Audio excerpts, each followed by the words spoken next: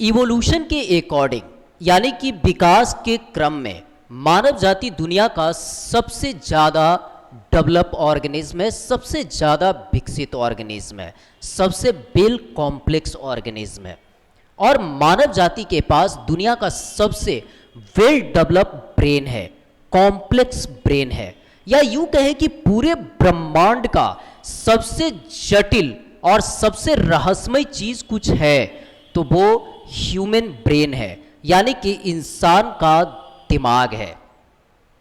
मेरे लिए हमने ब्रेन के बारे में, दिमाग के बारे में कुछ इंपॉर्टेंट पॉइंट्स लिख दिया है, मैं उसे एक्सप्लेन कर देता हूं। फर्स्ट, ब्रेन में मौजूद ब्लड वेसल्स की कुल लंबाई तकरीबन 645 किलोमीटर होती है, यानी कि हमारे ब्रेन के अंदर जो ब्लड वेसल्स है, जो ब्लड कैपिलरीज है, जो हमारे ब्रेन में ब्लड को ट्रांसफर कर रहा है, उसकी कुल लंबाई, उसकी टोटल लंबाई 645 किलोमीटर होती है, approx 645 kilometre. Next, brain neurons के जरिए काम करता है, ब्रेन न्यूरॉन्स की मदद से काम करता है, जिसे हम basic structural and functional unit of brain कहते हैं, यानी कि हमारे ब्रेन का basic structural and functional unit है, जिसकी मदद से हमारा ब्रेन काम कर रहा है, फंक्शन कर रहा है। नेक्स्ट, ह्यूमन ब्रेन में 75 से 80% तक पानी की मात्रा होती है, यानी कि हमारे ब्रेन का 75 से 80% हिस्सा पानी से बना है, यानी कि इसका 75 से 80% हिस्सा पानी है। नेक्स्ट, हमारा दिमाग पूरे शरीर का केवल 2% हिस्सा होता है, यानी कि हम अपने पूरी बॉडी की बात करें तो पूरे बॉडी का ब्रेन सिर्फ 2% हिस्सा है, यानी कि 2% भाग है।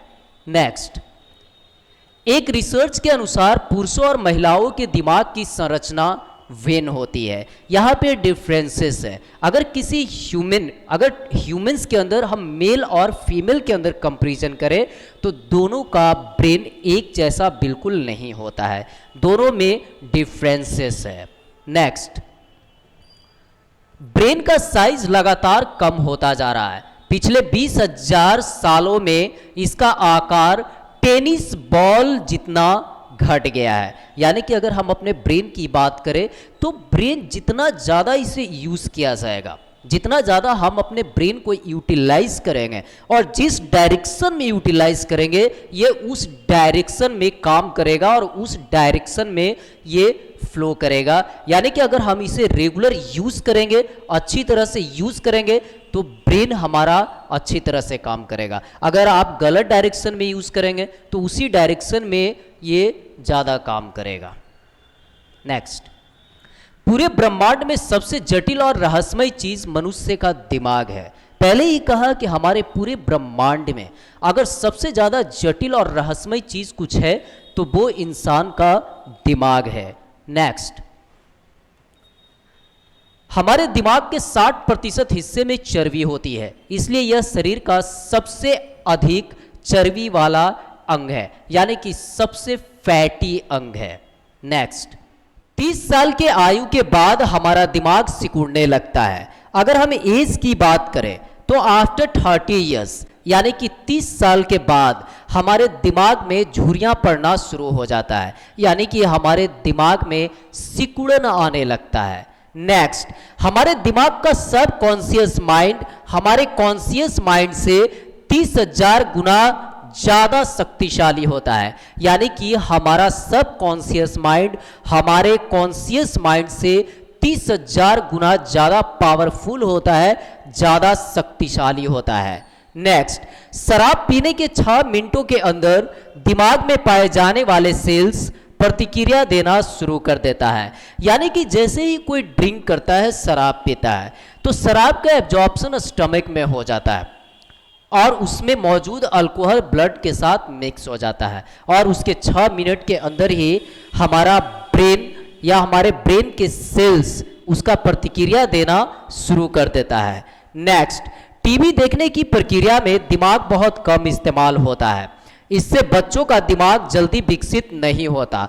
बच्चों का दिमाग कहानियां पढ़ने और सुनने से ज़्यादा विकसित होता है, क्योंकि किताबों को पढ़ने से बच्चे ज़्यादा कल्पना करते हैं। अगर हम बात करते हैं ब्रेन के डेवलपमेंट की, माइंड के डेवलपमेंट की, तो 18 साल तक कंप्लीट हो जाता है। यानी कि 18 साल तक, ऐसे तो 14 साल तक किशोरावस्था होता है, एडोलेसेंट एज होता है, लेकिन ब्रेन का डेवलपमेंट 18 साल तक होता है। जो हमारा माइंड है, माइंड का डेवलपमेंट 18 साल तक होता है। लेकिन इसका सबसे ज़्यादा डेवलपमेंट वैसे काम को करने से होता है जिस पे हमारा माइंड ज़्यादा कॉन्सेंट्रेट होता है। लेकिन अगर कोई टीवी देखता है, कोई बच्चा रेगुलर टीवी देखता है, तो टीवी देखने में हमारा ब्रेन ज़्यादा कॉन्सेंट्रेट नहीं होता। ब्रेन का कॉन्सेंट्रेशन ज़्यादा वैसे जगहों पे लगता है जहाँ पे हम कुछ यूनिक चीज़ें करते हैं, या फिर जैसे किताबें पढ़ते हैं, कहानियाँ पढ़ते हैं, नॉवेल्स पढ़ते हैं, तो वहाँ पे हमें देखने के लिए कुछ नहीं मिलता, बस हम पढ़ते जाते हैं। तो जब वहाँ पे बच्चा पढ़ेगा, जब बच्चे वहाँ पे पढ़ते हैं उसे, तो वो कल्पना करते हैं, और जब कल्पना करते हैं तो उनका माइंड उस चीज़ को जानने के लिए इच्छुक होता है और उनके माइंड में डेवलपमेंट होता है।